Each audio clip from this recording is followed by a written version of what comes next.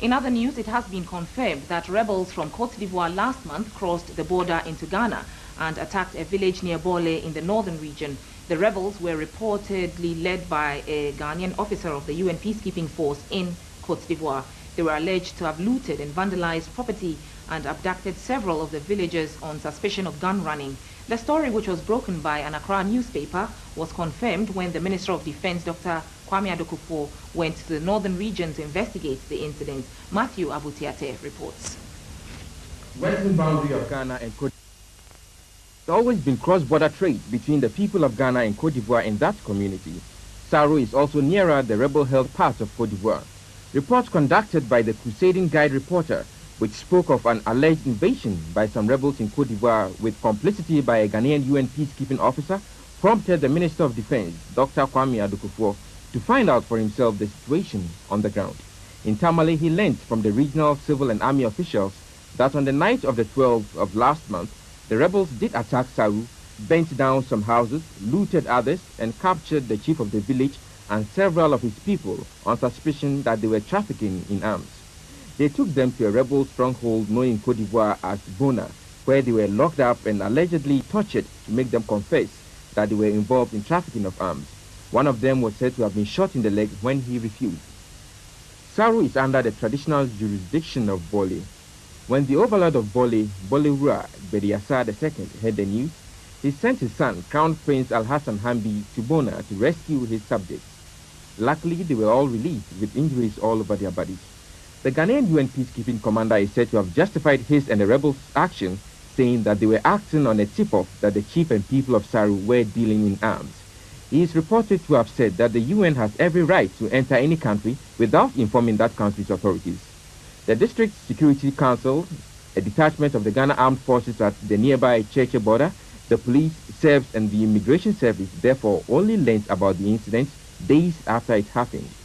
One security analyst drew a link between the incursion by the Ivorian rebels and the recent invasion by asylum seekers from Sudan's Darfur region, saying that it exposes the porousness of the nation's borders and has serious security implications. On the equally serious gun-running charge leveled against the chief of Saru, Dr. Kwame Adokufo was told by army officials that it goes way back to 2003 when they arrested several suspects. They said all the suspects were released on bail. They involved 29 people, including two women. By the third day, all of them were on bail. I tried to get the regional minister to see what was happening. And at the end of the day, I was told to just relax. We have finished our job. We should see what will happen. And as at now, everybody is on bail. We are keeping the items. Just last week, I contacted the GOC on what we should do with it. And he said we should allow the new minister to settle and then raise the issue up again. But as at now, since December 2003, nothing has been done about the issue. And this issue, this thing, Saru was involved again. This same Saru was involved where there was even a student at UDS who was related, University of Ghana, who was related to that Saru chief and told us that they were all involved in those activities of gun running. The Crown Prince of Bole informed the Crusading Guide reporter Anas Aremiao, and the two traveled to Cote d'Ivoire with the journalist disguised as a prince from an imaginary kingdom. After taking photographs of the rebel and the UN camps and gathering enough information about the incident, he fled when his cover was blown. I must publicly commend Mr. Anas, Ameria Anas, for the story he wrote in his paper.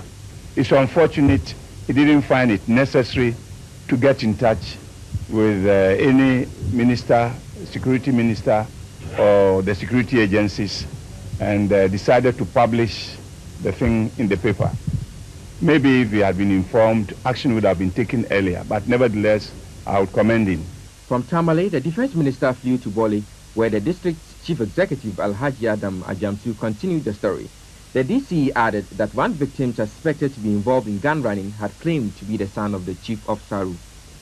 Another person who lent credence to the reports about the whole incident was the overlord of Bole traditional area, Bolewura Bediasa II. His son, Crown Prince Alhassan Hambi, had led the delegation to free the victims. He was also the same person who went back to the area with Anas Aremiao to enable the journalist conduct his investigation. Could you tell us the name of the captain Ghanaian captain who led the rebels into Ghana? His name is Captain Moro Sanda. He is still the current commanding officer of the UN camp there. Dr. Adukufo says he will be calling an emergency meeting over the matter.